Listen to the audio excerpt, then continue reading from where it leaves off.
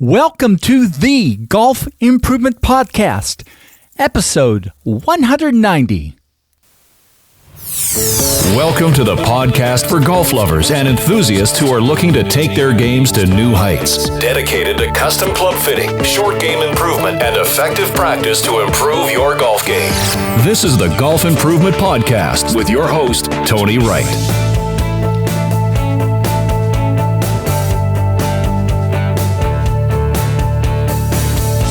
Hello, this is Tony Wright from Game Improvement Golf in Oak Ridge, Tennessee with the Golf Improvement Podcast, dedicated to sharing useful information on professional club fitting, short game improvement, and effective practice techniques. I create exceptional golf clubs. You shoot lower scores. This episode is the start of what I'm calling a series of unlearning episodes.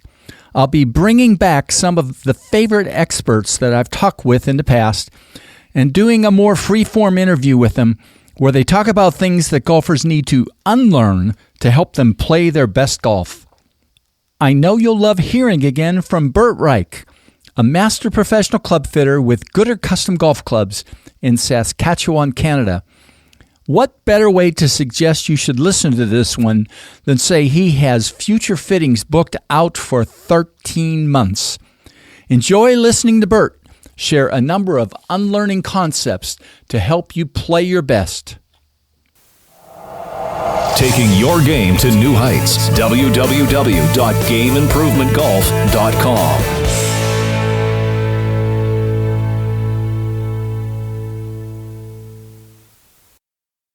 Hello, this is Tony Wright with episode 190 of the Golf Improvement Podcast. And tonight, yes, it is night. My wife is upstairs. It's 9 p.m. at night to work in with a good buddy. I'm glad to have master professional club fitter and good friend Bert Reich on again. He's the owner of Gooder Custom Golf Clubs it's 15 miles from Regina near Saskatchewan, Canada. To have him back. And we're doing something a little bit different, and it's way out of my comfort zone because I don't know how many of you know that listen. I always create a set of questions, or in the past have done that, and people respond to that, and they've liked that. But I thought it'd be kind of fun to go back and talk to some of the people that I really respect and admire, and just do a series of podcasts that I'm calling kind of the unlearning episodes, okay? What are things golfers need to unlearn to help them to play better golf? And what better person to do this than Bert? And I got to tell you, Bert, I know you've been laid up for a while with some physical stuff, but you talk in your website about ultra premium golf clubs, but the thing that got me in one of your latest notes is you have a 13-month backlog of people waiting to get the clubs that you build. So, you don't do all the social media stuff and everything, but the people that come and see you have heard from other people that have come to see you, and they understand what you do. Well, right? And yeah. People don't have that kind of backlog just kind of for funsies, right? Well, I mean, and don't get me wrong, it's a very, very nice problem to have. Now, some of that was brought on because of this whole COVID mess, and I sort of turned things way down in the biz for a while, just to accommodate that and make sure things are okay in the home front and the family, and that comes first. That's more important than golf clubs to me. And then, of course, once things kind of start rolling again, they just pile up. Word of mouth is huge. It is massive. If you fit and build a set of clubs for somebody and they go out and, hey, this guy knocked off 4 strokes off his index, and it gets attention from your playing buddies, and hey, you got to go see this guy. And before you know it, the list just keeps growing, and people are extremely patient, which is good. So like I said, I'm not complaining. It's a very nice problem to have. And it's not your day job. I mean, you take great attention in terms of what you're doing. You got a massive day job, but this is just a passion that you have and you continue to have. Yeah, I absolutely love it. I do it because I love it. And it's real cool when you can help a golfer get a phone call, hey, I just shot the round of my life, or hey, geez, I knocked like 3 or 4 strokes off my handicap this summer. Thanks, So, and as a passionate golfer myself, I know what it feels like when you walk off the course shooting a career round or a very good round, and I mean, you can't wreck my day. It's Yeah. It's a really cool feeling, and if you can pass that on to other people, I mean, it's just good for everybody, So, well, truly enjoyable. Well, we're going to dive in, and you're really in control of this. I know you've come up with some ideas of different things you want to talk about, and so there we're going to go. Okay, well, where do you want to start off? Unlearning, right? That's where our topic of the day is things to unlearn. I have several, but I've sort of condensed them into some of my pet peeves. Oh, that's good. The golf and fitting and stuff. But I mean, the term custom fit or custom fitting is a rather almost ambiguous term these days. I know a lot of people will go to the big giant golf retailer and they hit 3 or 4 balls in the launch monitor and walk out with a set of clubs and say, hey, I was custom fit. Well, there's a big difference between a 10 or 15 minute bash a couple of balls and then like a 4-hour fitting where we've tried numerous combinations of, shaft, length, weight, flex, head design, all these cool things that make up the big giant picture, all these pieces of the puzzle that we're trying to put together when we fit a golfer so that they can repeat to a high degree and play better and so on. There's a real big difference between a quick 10 or 15 quote unquote minute custom fitting compared to something that we might dive into. And I think it's interesting, too, that you say this now. Well, how long have you been doing this? 15 years, something like that? Oh, geez, 17 or 18 now. So, yeah. I mean, one could ask you and say, well, gosh, you've done it that many times. How come it takes 4 hours? Right? Because, I mean, you must know exactly what it's going to happen. Well, no, you don't. That's right. That's why you test. I mean, and a big thing of when people come in the door, nothing is predetermined. I don't know what head or what shaft or what anything you need. We have to test to find out.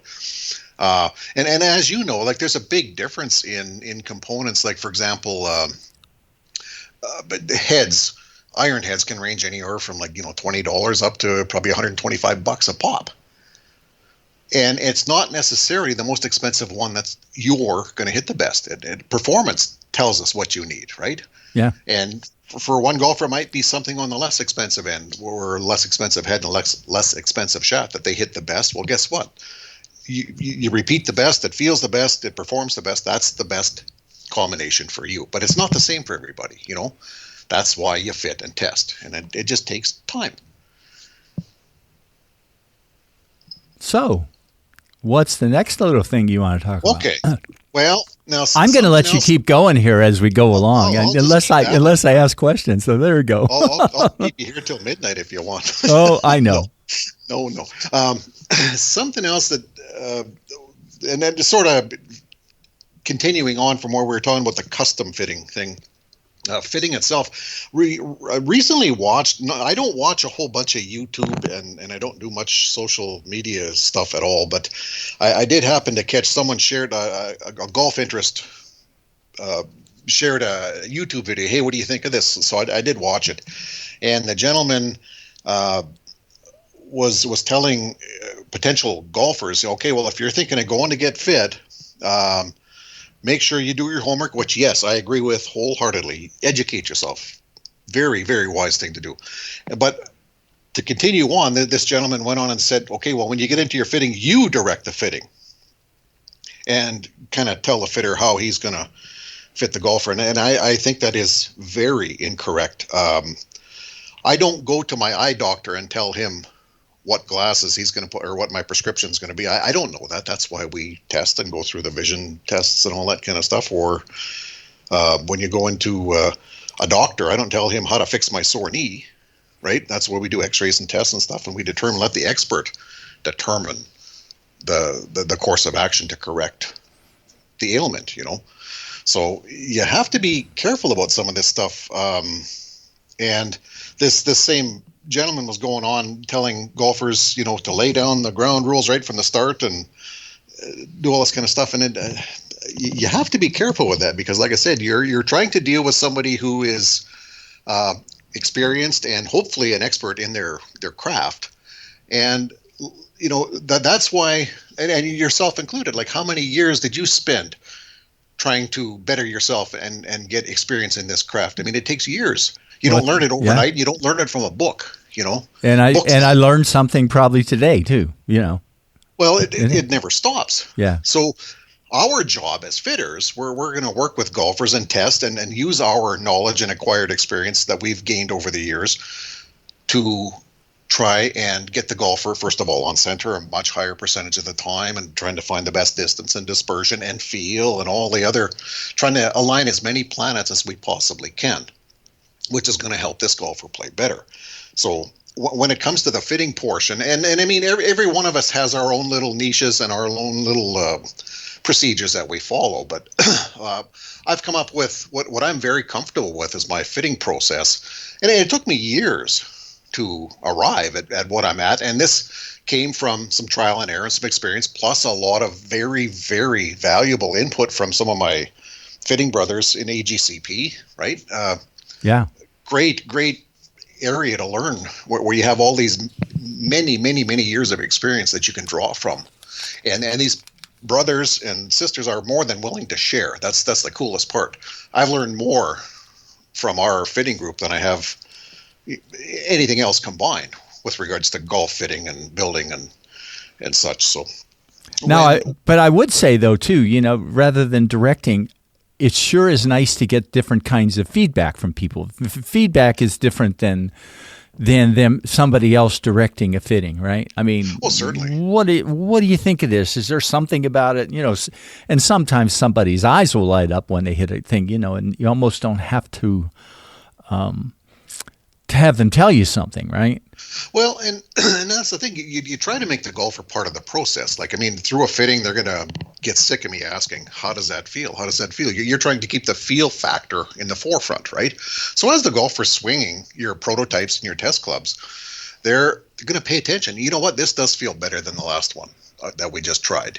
And typically the performance that you see in the impact labels that we use, and we use a lot of them during a fitting, and the data that you get on the flight scope or whatever launch monitor you're using, typically the feel factor and the performance factor go hand in hand. And as we zoom into the right combination, typically the distance gets better, dispersion gets tighter, and then you get a lot more of this, hey, this thing feels really good. This feel, so you have to engage the golfer and keep them as part of the process. You don't just sit there and here's what you need. No, it's like a joint decision, right? And I tell the golfers, if you're not comfortable, don't buy clubs. But I don't consider myself a very good salesman. But I mean, if you do your job properly as a fitter, this stuff really sells itself because I'm so very confident when I fit a golfer. The vast majority of golfers I get through here, I can improve. I know I can. And you don't just say it. You have to be able to back it up. You have to prove what you're saying. And you do that. That's why we take 4 hours and we'll wade through the process. And even when we're done, once we arrive at our magic club, I'll tell the golfer, pick up your old 6-iron and hit it back to this. And a lot of them will say, no, I hate that, So, but the thing is, the only way is to get something else in your hand, something that's been properly fit, and feel what the difference is. So, and a lot of golfers don't have that luxury, right? Yeah, that's right. Well, you started this out too, talking about the word custom. And it's terrible because I still have a book, The Fit Is It, and it talks about custom fitting and stuff.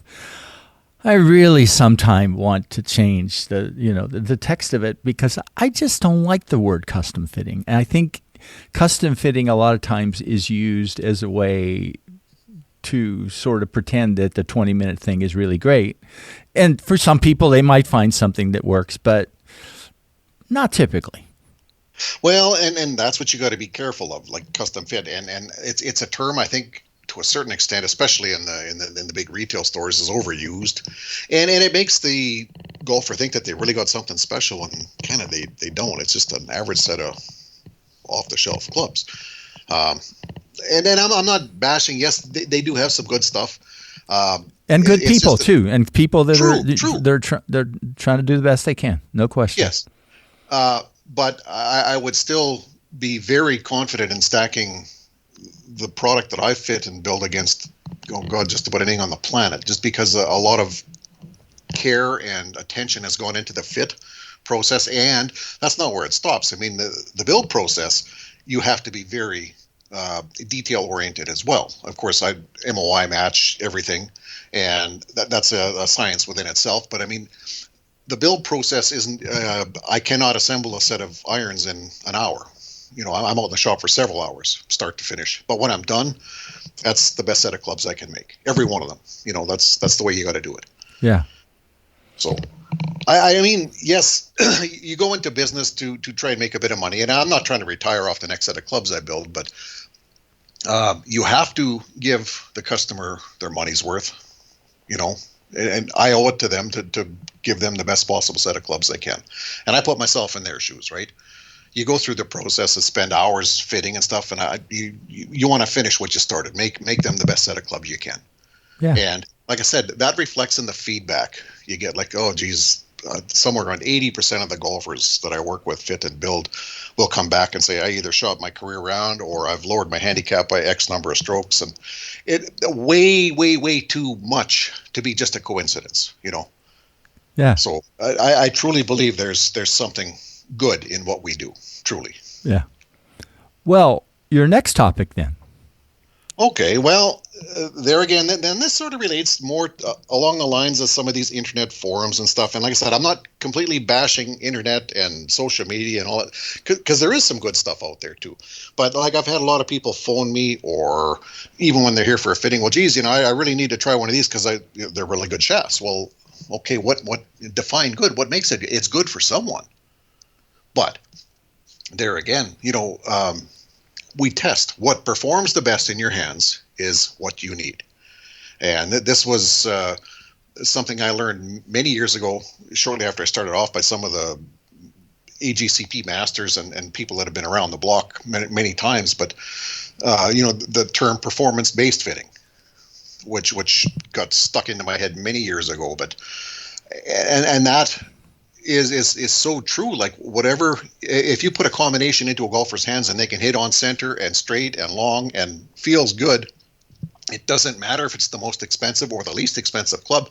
If they repeat with it and they play their best golf, that's the best club for them.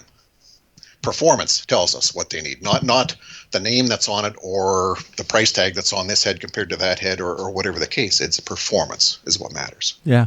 It doesn't have to be $300 or $400. It doesn't have to be any of those Correct. kind of things, as long as you find it.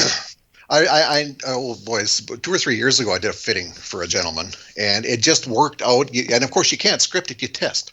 And 4 hours later, and lo and behold, it worked out for this fella that it was the most expensive iron head I have in my fitting gear. I've got probably 40 different 6-iron heads, and it ended up being like the most expensive iron shaft I got in my fitting gear as well.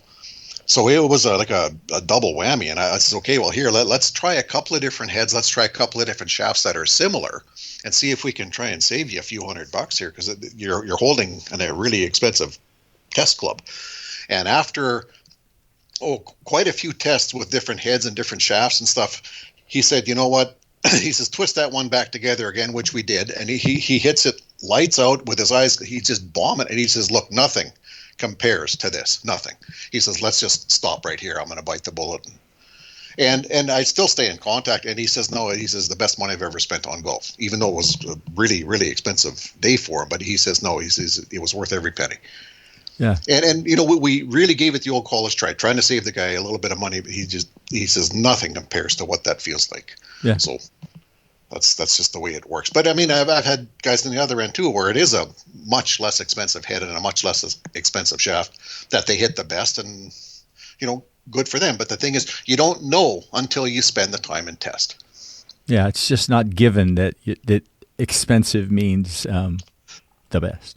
Right. Well, I mean, the same thing, like this shaft is good, or I've heard these irons are really good. Well, yeah, they are. But the thing is, in a fitting, typical iron fitting for me, we'll spend about the first half of the fitting determining what shaft they need. And shaft meaning like length, weight, flex. There's 3 different components there.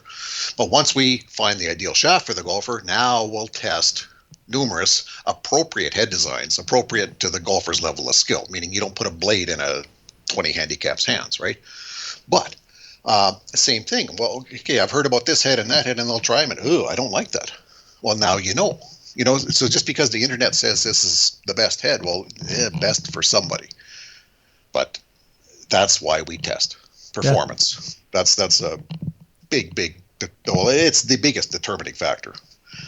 While I'm babbling here, there's something else I'll talk about, and this kind of stems back to that one video I watched on YouTube again, where the guy says, the golfer should dictate the fitting and all that kind of stuff. He also talked about the custom club prices.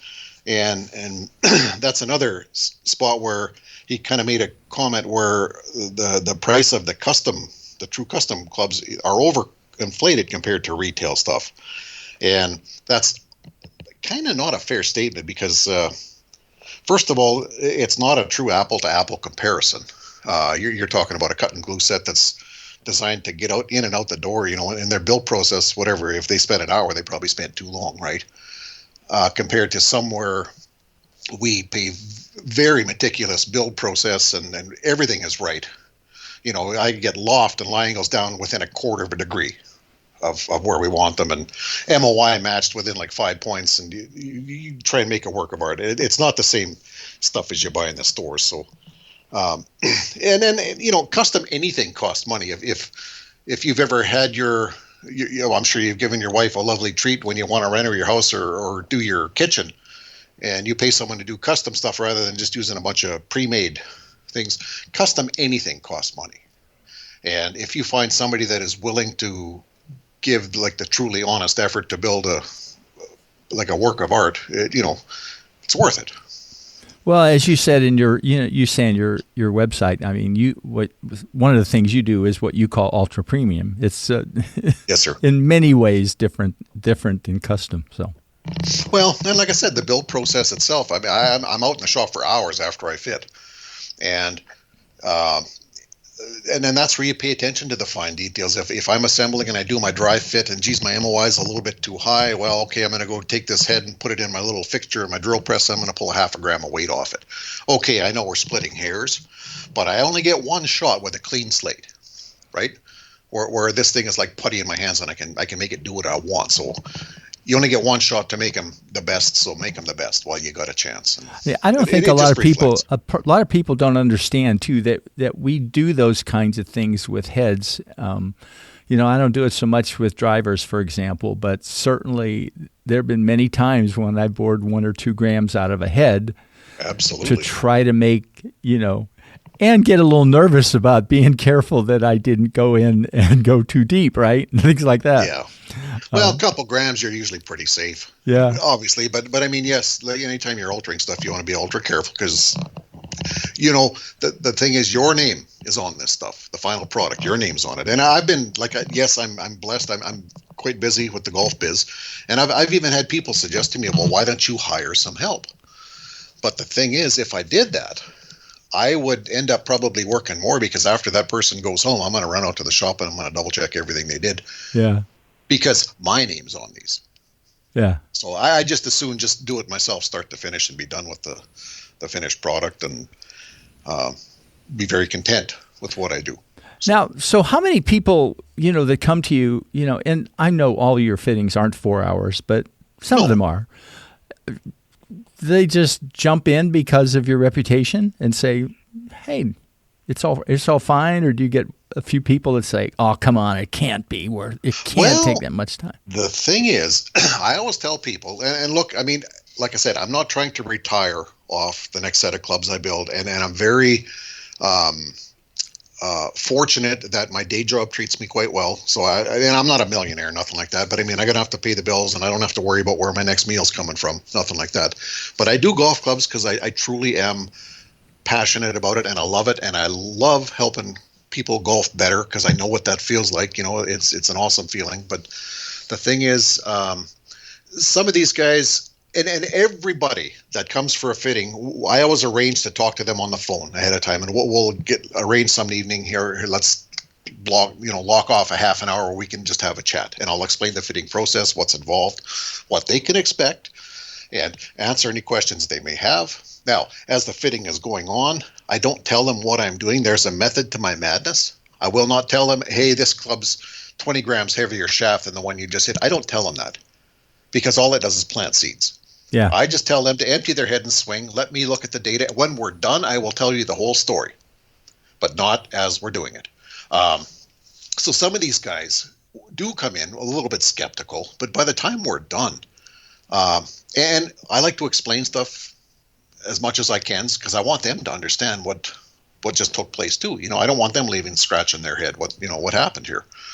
So I think it actually helps them play a little bit better too when they understand a little bit more about the golf clubs and what happens when I put 2 more grams of weight on the head. Well, not only can you see it, you can feel it. You see what it does to the MOI. And so I like to explain stuff, and I like people to be part of the process. But like I said, really every time that the skeptical guys will, and I've even had some, like a couple of engineers and some of my golf buddies. Watch out for us engineers, right? Well, and even one of my best golf buddies was an engineer by trade. He just retired, but his words exactly. If I didn't see this with my own eyes, I wouldn't have believed it. He didn't think there was that much in it. And there again, impact labels are one of my favorite tools. They're dirt cheap, and I go through numerous labels during a fitting, but you can't lie to that thing. It'll tell you where you're hitting the ball. There's no fooling it, right? And with a good launch monitor, I use FlightScope. I've been using FlightScope for years, and I'm very pleased with the results and the accuracy of it. But between FlightScope and the impact labels, you can't lie to this stuff. It'll tell you what's going on. Yeah. And like I said, the skeptics, some of them might say, yeah, I was a little unsure, but once they actually got a chance and spend a few hours in the shop and the testing process and getting to see and feel a difference. Hey, we just added 5 or 10 grams of shaft weight. Look at the difference that made. Hey, I really feel that, But like I said, sadly, these guys don't get the luxury to be able to compare within 5 minutes of each other, slightly lighter club to a heavier club, or whatever the case is, or a different head design on that shaft. And so it's a real eye-opener for a lot of people. And the same thing, I always tell people, if you're not comfortable when we're done, because, it's not the cheapest stuff on the planet. It's your golf clubs, that's right. Before you take the splurge and spend a whole bunch of money, you got to be comfortable. You have to be part of the process. And if you're not comfortable with it, don't spend the money, right? Yeah. But like I said, I don't consider myself a skilled salesman, but when I do my job as a fitter properly, this stuff really sells itself. Now, as you were talking, this is one of my out of the box questions I get. So, what's your favorite set of clubs right now? And you've got a bunch of set of irons sitting back there, and one of them was single length and things like that. But if you had to go out and play for $50 a hole or something, what would you play with? Well, right now, my number one favorite set, I have a set of, I'm left-handed, which doesn't matter, like 40% of my business is left-handers, but my favorite set is a set of Wishon 771 irons. And a set of, there's 3 Maltby forged wedges, the 52, 56, and a 60 in there. That is, I've got 4 to pitch. Plus, I actually built myself a 3-iron. I can hit a 3-iron some days. Some days, but yeah, right. I start and of course, I'm not a big proponent of these ultra stupid strong lofted clubs. My 4-irons all start at 24 degrees, and I use a 4-degree split all the way through 60. Yeah. So all my 5s are 28, all my 6s are 32, and so on and so on. As you know, a lot of these new sets, they got 6-irons down at like 23 degrees now. It's foolish, really. But my favorite set, to answer your question, Wishon 771s, those things are, they're brilliant. Brilliant design. And a close second, I have a set of Alpha RX1 irons. And then I've had those for many years, and it's like an old pair of blue jeans. They're just a hair behind my Wishons. And if you look at them, they're not really exactly the same kind of a looking head or even the same kind of a response off the face. Correct. But I can't explain it. It's just the feel of that RX-1 there. And it's a cast head. I mean, I don't get all hung up on that cast forged debate. I don't care what it is. If you hit it on center, whether it be cast or forged, it's going to feel damn good. And like I said, those alphas are a very close second. And the feel they make, there's just something about them. It's like an old pair of properly worn-in blue jeans. They're just right.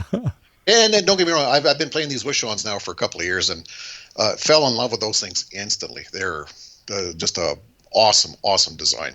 And still, my driver now is about to start its 14th season in my bag in about a month from now.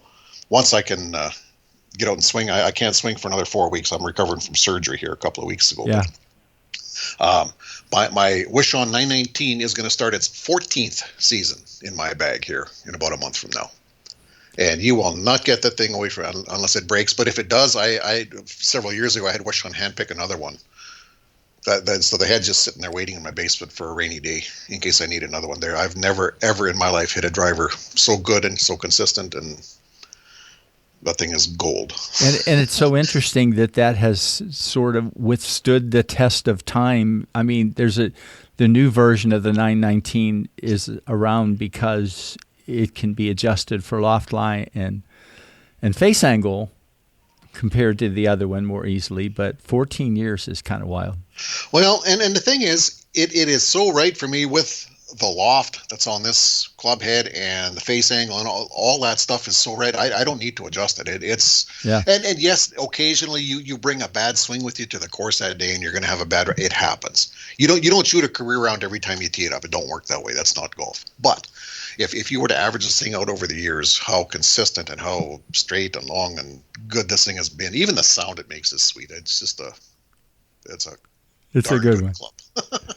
So any other little unlearning pieces that you want to talk about tonight? Well, okay, I sort of brushed on it a tiny bit, and I've probably harped on this a couple of times with you in the past, but I mean, this masking that these turkeys are doing now, the turkeys being OEMs and stuff, jacking the lofts of irons to make them quote-unquote longer. That's just foolish. But a lot of people don't know why that club is longer. Okay, like, gee, I hit my new 6-iron as far as I did my old 20-year-old 4-iron. Well, guess what? You're hitting your old 20-year-old 4-iron. They crank the lofts so far down on the long clubs, and then the other downside to that is when you get to the shorter clubs, the clubs, your finesse clubs, the clubs you rely on heavily for touch and feel and scoring is your wedges, right? And now instead of wedges being nice 4-degree splits from one club to the next, now they got sometimes wedges 5, 6, 7, 8 degrees apart. Well, if you're trying to target like 12, 13, 14 yards from club to club as far as carry distance goes, it's very hard to do when you have 7 or 8 degrees of loft change from one club to the next. You're talking 2 clubs now. So instead of that thing being like 12 or 13 yards, now it's like 25. So you have to be careful with that. I don't buy into that whole. I could care less how far I hit a 7-iron. It's as long as the club with that amount of loft produces X number of yards carry distance. That's what matters to me. Yeah, and the right kind of gapping and things like that. Well, and that's crucial, right? But some of these heroes, well, okay, I'm a man. I just did a 7-iron, 240 yards. Well, no, it's not really a 7-iron. It has a 7 on it. If you want, I could bend your 7-iron to make it go that far too. But it's really smoke and mirrors is what it is. Yeah. So that's one of my pet peeves is this. They call it technology, and of course, like I sort of touched on before, be careful with internet forums and videos and stuff because there's a lot of not quite so true stuff floating around there. And like I said, any guy can start a YouTube channel. Hey, it's Joe Blows Golf, and just because he's got a YouTube channel, some guys think he's an expert all of a sudden. And I've heard a lot of really, really misleading comments coming out of these people with regards to golf equipment and fitting and such. And like I said, for the skeptics, go see your fitter. Educate yourself, yes. Go see your fitter. Ask him questions. But give your fitter a chance and go spend a couple hours with him and see what he can do for you. One of two things will happen. Either he'll make you better or he won't. Yeah, or you'll see. Break it you'll into find the it simple. out. Break it into the simplest thing. And performance is what matters. Not the name, not the color, not the bling bling. Just whatever works the best is what you need. That's what's best for you. Well, Bert, our first unlearning episode. So there you go. I got to say, happy 190.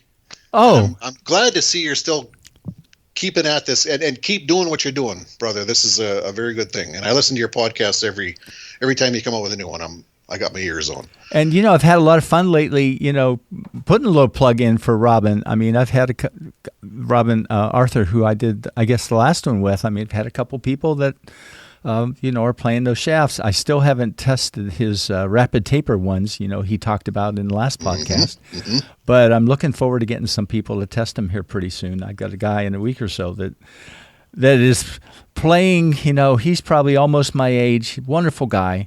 But he's playing, stiff shafts and has for a while, and he's just having a lot of trouble with it. And we're going to find him something that really works for him. So it's kind of neat to do that.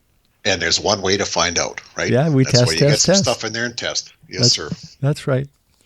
Well, Gooder Custom Clubs in Saskatchewan, and I'll put the link in the show notes. And as always, when we talk, people listening, read Bert's stuff. He's got a great way of talking about things on his website, and a lot of fun.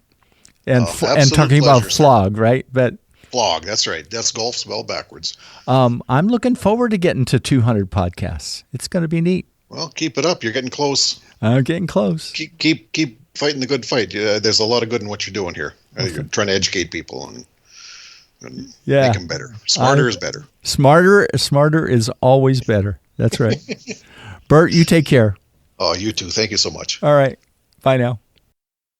The Golf Improvement Podcast is sponsored by Tony Wright and Game Improvement Golf. Tony creates exceptional golf clubs. You shoot lower scores.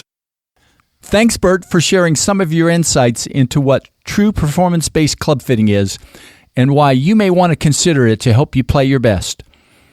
I think Bert's sharing that he continues to play a 14-year-old Wishon 919 THE driver head in his gamer. He didn't say that he's a bomber. He hits his drives over 300 yards. There's a very good reason this design has been one that Wishon Golf has kept available to golfers for many years. I put a link in the show notes to Bert's Gooder Custom Golf Club's website, one of the most interesting and fun to read sites available for golfers to learn from. My shout out today is for good friend and founder of the Association of Golf Club Fitting Professionals, Roy Nix. Roy cannot truly figure out how to retire, and he's now doing a lot of writing and posting of information on his McNick's Golf website. There are many valuable posts of information to golfers that Roy is now sharing there. Consider making it one of your most read websites. And also, thanks to Bert for the unasked for plug about the fact that I've now published 190 podcast episodes. I continue to find great people to interview and to have them share their knowledge with all of you listeners. There's a Support Game Improvement Golf link in the show notes for this podcast. There's a Support Game Improvement Golf link in the show notes for this podcast. And if you can provide some support, that will be greatly appreciated.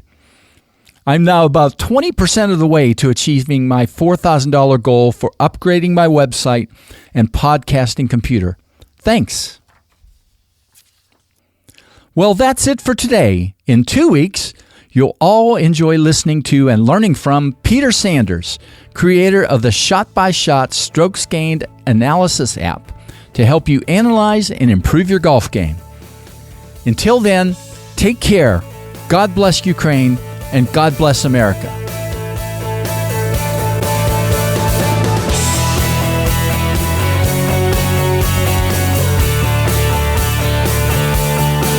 Game Improvement Golf, your source of information and inspiration to become an exceptional golfer now. www.gameimprovementgolf.com